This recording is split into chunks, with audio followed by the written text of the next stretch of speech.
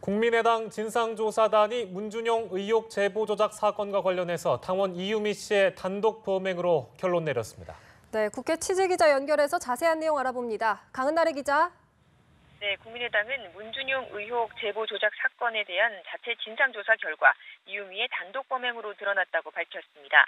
진상조사단장인 김관영 의원은 이유미 씨가 검찰에 출석 요구가 있자 지난달 24일 이용주 의원 등에게 조작 사실을 털어놨고 당이 조작 사실을 인지한 것도 이 시점이라고 밝혔습니다. 당 관계자들을 조사한 결과 안철수 박지원 전 대표가 사건에 관여했거나 인지했다고 보여질 어떤 증거도 진술도 발견하지 못했다면서 특히 이 씨는 제보 조작과 관련해 안 전 대표에게 사전에도 사후에도 보고한 적이 없다고 강조했습니다. 다만 5월 8일 이후 이준서 전 최고위원이 조작 사실을 알았는지 여부는 검찰 조사로 밝혀질 것이라고 김 의원은 덧붙였습니다. 앞서 진상조사단과의 대면 조사에서 안 전 대표는 이번 사건에 대해 대단히 엄중히 생각한다. 국민과 당에 정말 죄송한 일이고 검찰에서 철저히 진상이 밝혀졌으면 좋겠다고 말한 것으로 알려졌습니다. 국민의당은 당 관계자들에게 검증 소홀의 책임을 묻는 문제는 남은 검찰 조사를 지켜보며 판단한다는 방침입니다. 네, 제1야당인 자유한국당의 새 당대표로 홍준표 전 경남지사가 선출됐다고요? 네, 그렇습니다. 홍준표 전 경남지사가 오늘 열린 전당대회에서 경쟁자인 신상진 원유철 후보를 누르고 당권을 거머쥐었습니다. 지난해 이정현 전 대표 체제가 무너진 후 6개월 만에 한국당의 정식 지도부가 세워진 것으로 홍 대표로서는 대선 패배 2달 만에 다시 정치 전면에 복귀한 겁니다.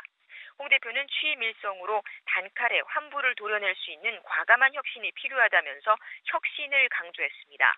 기자간담회에서 홍 대표는 본인이 선거인단 투표에서 72% 넘게 득표한 것은 이미 친박 정당이 아니라는 것을 의미한다면서 보수 우파의 가치를 바로 세우겠다고 다짐했습니다.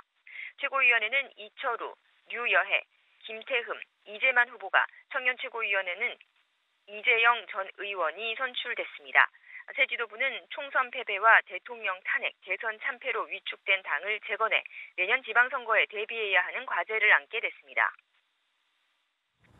네, 국회 교육문화관광위원회가 김상곤 교육부 장관 후보자에 대한 인사청문 보고서를 채택했군요.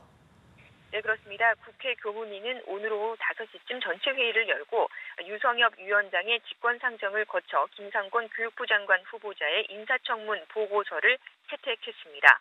애초에 논문 표절 의혹 등을 이유로 야당이 거세게 반대하면서 보고서 채택이 무산될 것이란 전망도 나왔습니다.